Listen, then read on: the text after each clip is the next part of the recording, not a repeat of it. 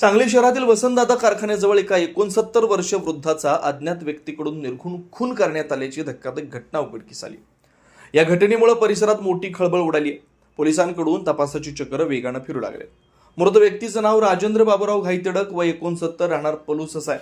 ते कामानिमित्त सांगली शहरात आले होते। मिळालेल्या प्राथमिक माहितीनुसार मध्यरात्रीच्या सुमारास राजेंद्र घाईतडक हे वसंतदादा कारखान्याच्या पाठीमागील मोकळ्या जागेत गेले होते।